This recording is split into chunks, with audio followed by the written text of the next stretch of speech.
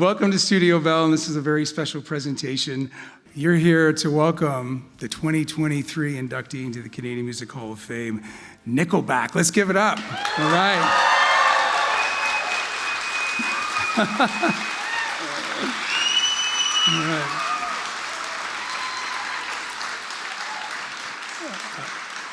All right. Earlier in May, we did a ceremony for 4 other artists, Canadian artists, that were inducted in the Canadian Music Hall of Fame, and Nickelback being the 5th that rounds out this year's inductions. We had Xavier from Quebec, a superstar in Quebec, the band Trooper, Deborah Cox, Terry Clark were all inducted into, and jazz luminary Oliver Jones were all inducted into the Canadian Music Hall of Fame last year and again this year, Nickelback being the final of this selection round that comes to the National Music Center stage to celebrate this incredible momentum of Canadian music. About 15 minutes, 20 minutes ago, up on the 5th floor in the Canadian Music Hall of Fame gallery, Nickelback placed their name on the Hall of Fame wall, and that's a very, very special moment that they and others got to enjoy. Yes, let's give it up.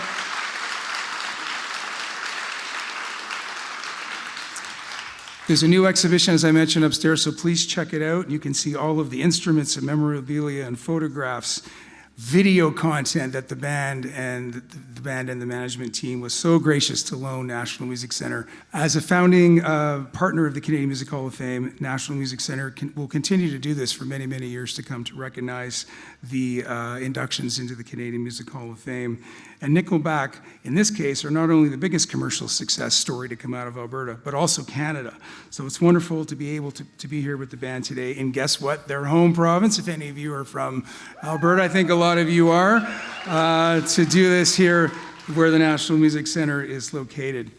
Finally, I wanted to thank all of you for coming today. National Music Center is a charitable organization, nonprofit organization, and we couldn't do this without your support being here today, our volunteers, all of our donors that make the National Music Center a reality for all of us, for all of Canadians in the world to really celebrate and elevate Canada's national music story. We have some great hosts today to kick off and to lead us through the Q&A. So would you please welcome to the stage, some of you might know them on the air. They're from CJAY 92, really well-known radio station here in Calgary. Let's welcome our host for today to lead us through the Q&A with Nickelback, Jesse and JD from CJAY 92. All right.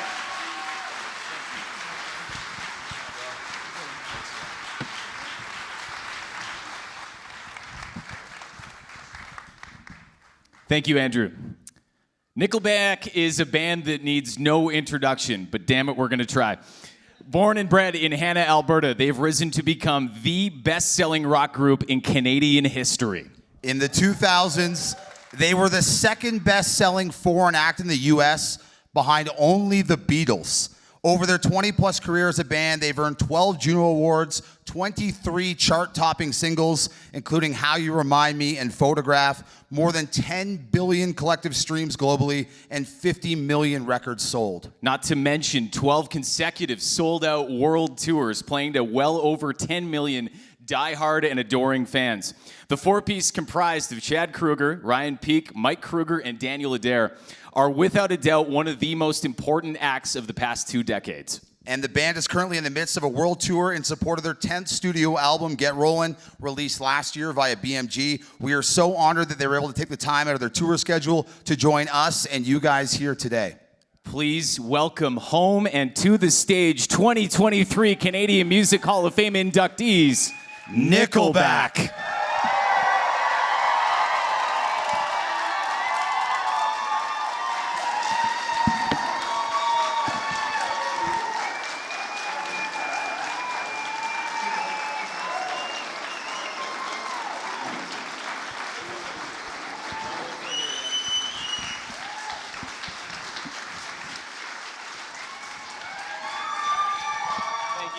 Yes. Before we go any further, I understand there are birthday wishes in order today. Mike's birthday. Happy birthday, Mike. Happy birthday, man. Thank you. So guys, you just added your name plaque to the Canadian Music Hall of Fame and got to see an exhibition in your honor. How did it feel to take all that in? it's part two. Part one was having Connor McDavid hand us the trophy in Edmonton at the Junos, and to be able to come here and actually see the exhibit, and it's just like it's very surreal. It definitely didn't sink in Edmonton when all of it was going on at the Junos, because there was just so much going on. There's so much press. We had a performance of 3 songs that we had to do. There was just a lot of stuff going on, so we barely even got to take in the moment. You got to have it really sort of sink in, and this one story I keep telling, it's great. It's not a very good story, but I think it's hilarious. But Ryan was walking across the parking lot at Home Depot or something, and he just kind of stopped and went, "We were just inducted into the Canadian Hall of Fame." It just has this moment of just sort of like, that's what it's that random moment where it just kind of comes rushing in, and that's when it starts to sink in. It's never in the moment. So it's had time to sink in now, and to see this all come to fruition. It's absolutely wonderful. Is there an added layer of surreal having it happen in Calgary and being about 2 hours that away as far as origin goes? I think it makes it more special, that's for sure. And as I had mentioned before, this has been a great journey that we've been on and still. We weren't going to drag everybody to Hannah. Yeah. That would have been more special. Seriously, that would have been special. We drove all the way out here. Well, we would have doubled the population of the town, literally. Yeah. No, but it's like, seriously, it's something that, when we really reflect on this thing, like this whole time of starting in a van and just playing to people until they would get sick of us, and it's part of our family and friends that would always come out to the shows. This just doesn't happen like in a vacuum. Like it's, you go to shows where we're like, call all your friends. We got to make this look good, because this is gonna be a bloodbath if we don't get people out here. And we had so much support with friends and family coming out, and that's it really is part of the journey and making this happen. I remember when we played Toronto, and we played I think it was North by Northeast, I guess they call that. Yep. Anyway, something like that. And we were playing this 800-seat venue, and we're like, we're not going to get anybody out of this show. And then my brother was out there going to chiropractic college. I'm like, please bring some friends. Please bring some friends. He came in, and he brought probably 50 friends of the 70 people at the show. And it holds like 800. It was the Opera House, and it was huge. And we're like, oh my God, this is not going well. And then you called the radio station in Vancouver, and he's like, yeah, we're just on stage at the Opera House. It's going wild. And all of his friends just made so much noise. Oh, it sounded like there was 10,000 people. That gave us so many legs. It was crazy. So it's like, that was a huge part of it. And so we remember stuff like that, and it's really important in the journey, right? Every time we played the Republic here in Calgary, we would call everybody. We were calling friends from Brooks, from Hannah, like anywhere, like, hey, we're playing. And they would tell us every single time, they're like, we don't know what's wrong with your friends, but your friends are all very special. Yeah. Like, they used a different word. They would come, and obviously everyone very, very, very, intoxicated and there for a good time. Yeah. But the support never faltered. So that makes the local thing like pretty important here too. How many of you guys have been to the 5th floor to see the Nickelback exhibit, by the way? It's pretty awesome up there. I wanted to ask you guys, one thing I noticed up there the second you walk in is you see What the Hell Was on Joey's Head from the 2005 music video for Photograph. First of all, how do you guys still have What the Hell Was on Joey's Head? I try to keep a bunch of, I keep all, I'm very sentimental that way. I keep tons of stuff like that. Hoarder. Yeah. It's true. It used to be shiny. I don't know. I didn't see it when we were just up there. Now is it tarnished? It's shiny-ish. I was hoping they were going to polish it up a little bit. It's a champagne chiller. It looks like a mini version of a Stanley Cup, and somebody just threw it on his head, and then we got a picture together. And it's funny because my friend Rob, the thing just wanted to keep falling off Joe's head, and so he's holding it on Joey's head, and my buddy's girlfriend took the picture, cropped Rob right out of it, just took him right out, and just gave me the picture. And she said, here's a great picture of you and Joey. And so if you look at the picture, you can see Rob's hand holding this champagne chiller on Joey's head, and he tells that story all the time. He was like, I was in that goddamn picture. I could have been a part of history. Cut me right out of there. We captured his good side. Yeah, but you know, it's I do tend to keep a lot of that stuff. You know, it means a lot to me. You know, you guys have so much to be proud of as a band, Nickelback. You guys have been around for decades now. You know, looking back on your career, what are you guys most proud of? Staying together as a band. Agreed. Still going. Yeah. I don't know if you've seen bands, but it's kind of hard to do. Yeah. To keep four Not that- personalities together, right? Not that we were ever in any danger of splitting up. It's just, yeah, you do see a lot of bands, you know, a lot of bands with brothers in them, you know, fight like cats and dogs. God, how long is the world been trying to get Oasis back together?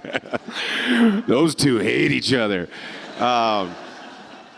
But yeah, no, I am proud of the fact that, you know, and that's another weird thing too, when people are like, you know, on this brand new tour supporting their 10th studio album. I'm like, oh my God, we're old.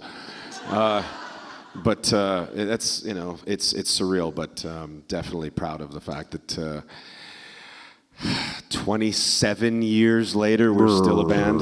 Yeah. There is so much subcontext in that sigh. That's in human years, by the way. You know, I'd imagine there's a ton of reflection that comes with all of this. Do you look back on turning points for the band or landmark moments where you were betting on yourselves especially, or when it felt like things were really going to another level for Nickelback? What do you think, Daniel? I think everything changed when I joined the band. Oh, no. Okay, next question. Next question. That's the one that sold over 10 million albums, I believe.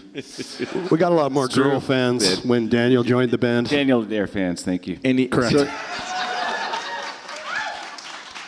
Irrefutable. Yes. I would say landmarks, and I don't think any one of us stopped betting on us. At no point in time did we say we're going to sit this hand out. We were all in from the go, right from the get-go. I mean, like, to the point, like, I was running such a high level of bullshit. True. And Runs. I just had these guys convinced, like, oh, you guys, it's going to be great. Like, don't worry. And we were going back to the bank. We were going back to family members, just borrowing so much money. Like, the hole was never ending. That was Jack and the Beanstalk in reverse. Like, that thing was just going the wrong way. But, you know, nobody ever gave up on us. You know, Jim and Betty, there's Ryan's parents right there. You got paid back, right? Well, Check your bank we're account. talking Check your poker. statement. They were pot committed. Next They were question. in too deep. They weren't getting out. No, but like, you know, Jimmy was running Jimmy's Auto Service in Hannah, and so if there was any point in time where we couldn't get to a gig, he would take some old van off the lot, give it to us, and just be like, don't worry about it, just drive that for a little while until I need it back. If someone's going to buy it, just bring it back. And we always had four wheels underneath us that could pull a trailer from show to show, and they never gave up on us. And Yeah, thank you. Thank you, both. Yeah, both my folks have been very supportive over the years. My mom lived with a musician for years. My dad, he played in a traveling band, Nashville North, right? You guys still working? You guys still gigging? He's tired. He's tired of traveling. He wants to roll on the road with us. Well, we might get you up on stage again. We'll see. No, but so they lived the life. So they both had a real understanding of what we were trying to do. So, like you said, it's nice to have people in your corner like that. What advice do you reflect on from over the years? Whether it was parental advice from your peers, your idols, what do you remember along the way? There was a club in Winnipeg called the Pyramid, and right over the Hey, Winnipeg, yeah. one Really? person from Winnipeg. Really? Anyone else? Wow. Moose Jaw. Anyone? Oh, okay. Anyone? Cities in the center of Canada for 800, Alex. As you were leaving, there was this fortune cookie of a saying that somebody had written over the door. So as you're loading out, it said, "You be nice to us," or what did it say? You be nice to us on the way up? You be nice to us on the way up, and we'll be nice to you on the way down. And I was like, that always stuck with me. Yeah, me too. It's like, I just thought that was great. And then, it really showed that, if you were an up-and-coming band and you were kind of like, oh, well, we want all this bullshit on our rider, like, make sure that you've got this, this, and this, and we want, we never cared. Like, just give us a case of beer and some towels to wipe the sweat off us, and that's all we ever really wanted. We never had the lavish, only the green M&Ms. But it's funny, the whole rider thing. You hear about this, the legends of the riders, these famous riders. So then we get going, and we didn't get anything crazy, but we're like, maybe we'll get this. You can get anything you want in the rider, but you guys are paying for it. We're paying for it. We pay. Yeah. We don't need anything on this rider. Because back in the day, like, the promoter had to go, because you got a guarantee if you make it $1,000, you made $1,000.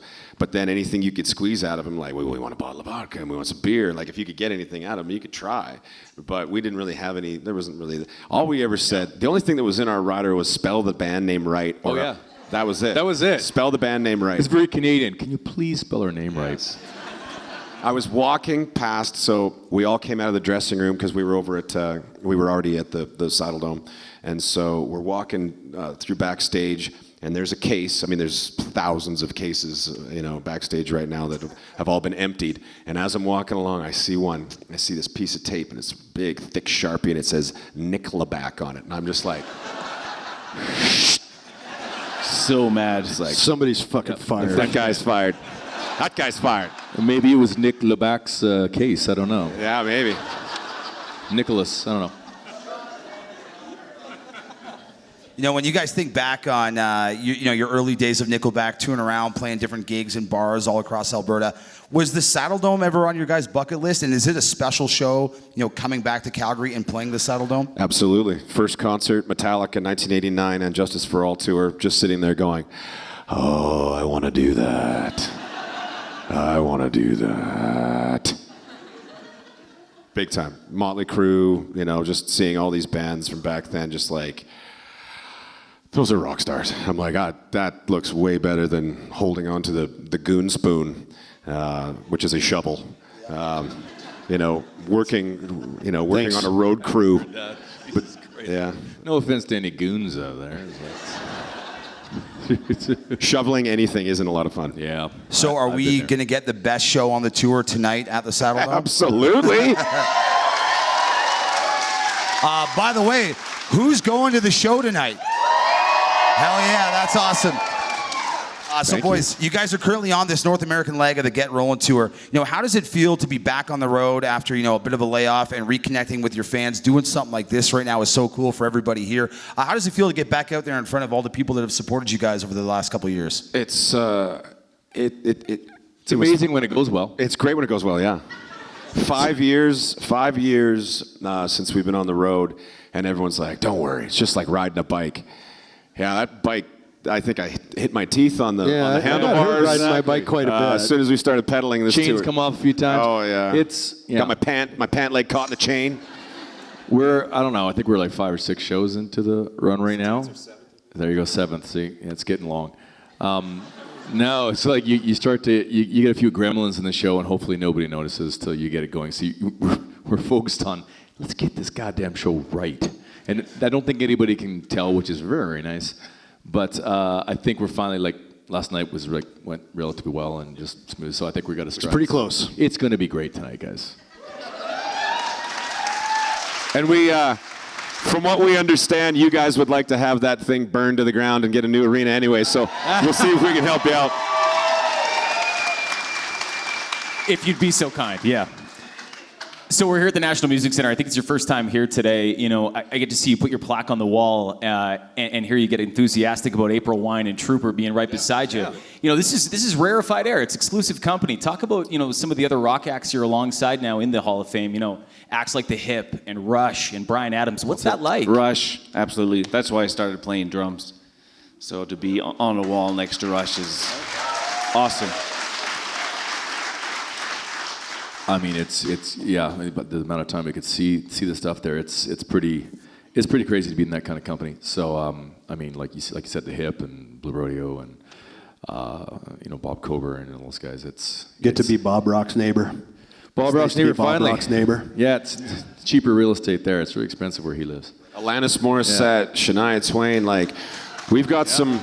There's some names on the wall up there where it's not like there's very little obscurity. Like this country's been pumping out some talent for a while, and to see all those names up there, just like holy shit, holy shit, holy shit. It's like these are global And many well-known more to come. acts. Like many more, like the acts that are out there right now that aren't even in there. Like it's gonna get good.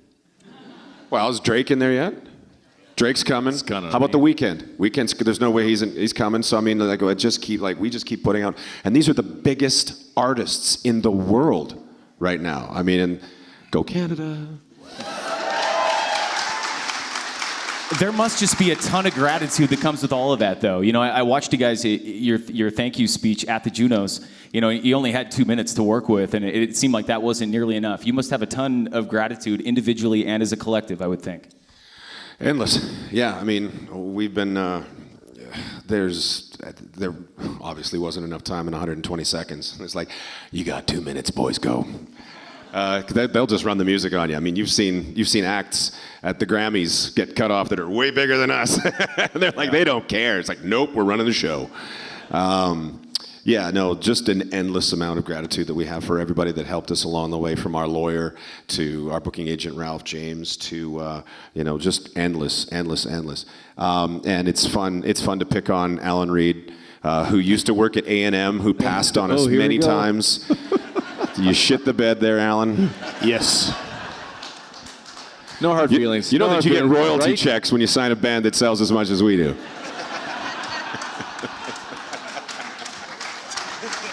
Good one. Just sticking the screwdriver in and twisting it. I don't want to get too ahead of ourselves because we're in the midst of the Get Rollin' tour, the big show tonight. We all know about that. Are there any projects you guys got planned for after this tour? Anything you want to let your fans know here?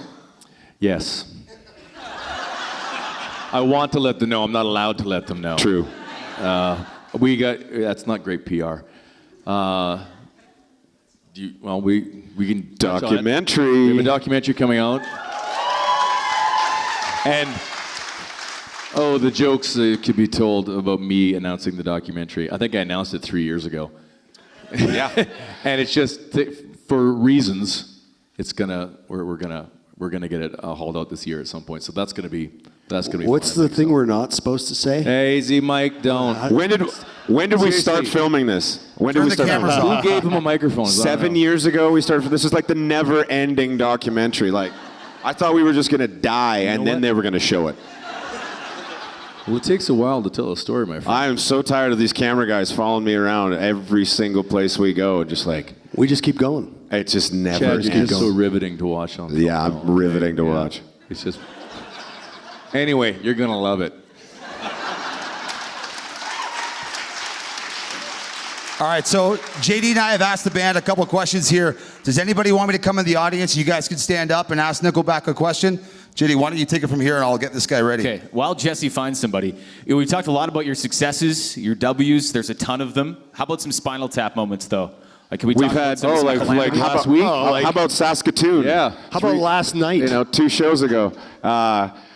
Just crushing Saskatoon, and like for a city that doesn't even have a hockey team, it's one of the biggest arenas in Canada, which is absolutely bizarre. There's one, we got a Saskatooner. Saskatoon, there we go. Saskatoon in the house. Saskatoon is in the room. Get to the good stuff. So halfway through the show, power, not just our power, the entire building down. Yeah, all of us just standing in the dark. Everybody, I'm like, We haven't wrecked a building like Like- that in a long time. Yeah, I'll go back as far as even like maybe 4 days before that. yeah, Illinois. You're really getting into a song, and all of a sudden a desktop screensaver comes on behind. And Yeah, the screens. we're like, Yeah. our video budget's been cut this year, so Times are tough. grassy hills. So when you said, what's it like being back on the road? And, I made the analogy of, when someone says it's just like riding a bike, right? No, that bike had 2 flat tires and No seat. And no seat. Jesse, you got somebody? Yeah, I'm here with Cameron. Cameron, what's your question for Nickelback? So I went back and revisited the first 3 albums, just put them on in my car and listened to them again. Sure. You're a And- brave soul. Thank you. And what I noticed is from Curb to The State to Silver Side Up, once you get to Silver Side Up, the songs, each one seem to have much more of a distinct fingerprint. And I'm wondering, at what point in that process did you realize, hey, I got this songwriting thing down? I still don't think I have it down, just me alone. I'm not sure about the rest of the guys, but because I sort of bring most of the stuff to the, like, I'll bring sort of like, this is kind of what the chorus would sound like, or maybe like, here's a verse. Is this something that interests you guys? Like, do we want to work on this, or just throw it in the vault and maybe revisit it some other time? I but think in terms he's got it down. Right? Thank you. But I guess I kind of call it cracking the code. When you start off, when I started off as a lyricist, and I'm writing these lines, I think I was hiding behind a lot of metaphors, because I mean, there'd be like 2 different meanings to something within one line that just doesn't make sense to anybody else, and anyone else is like, that's there because it rhymes. It's so poetic. But you couldn't tell for the life of you, or all the money in the world, what I was actually singing about most of the time. And when Silver Side Up came around, we had just been getting so many comments like, what are these songs about? What are these songs about? And then I realized, as a storyteller, I must not be doing a very good job. Otherwise, people would know what but it was just impossible for anyone to know what I was singing about. So I stepped out from behind the veil, and I mean, when you listen to a song like Never Again or Too Bad, there's not a lot of like, I wonder what he's talking about. It's just like, oh, we definitely know what Chad's singing about now. And as soon as I stripped that away, and just like when you grab your soul and set it on the table for anyone to listen, you know, to look at, study, dissect, it takes a lot of balls. It really does, and it's terrifying. But when you do it, and you get the reaction worldwide that we got with Silver Side Up, it was very validating, to say the least. And it felt really good to write these songs that were guttural at times, and just have people really enjoy them and relate to them. We got time for one more fan question here. I've got 10-year-old Xavier. Xavier, what's your question, buddy? How did you get your band name? Mike? This is the gift that keeps on giving, isn't it? I get asked this quite a lot. I worked in a coffee shop, and I made 5 cents change for a lot of people at a time when we were dying for a band name. And it was Here's Your Nickelback, and that is the sad truth. Yeah.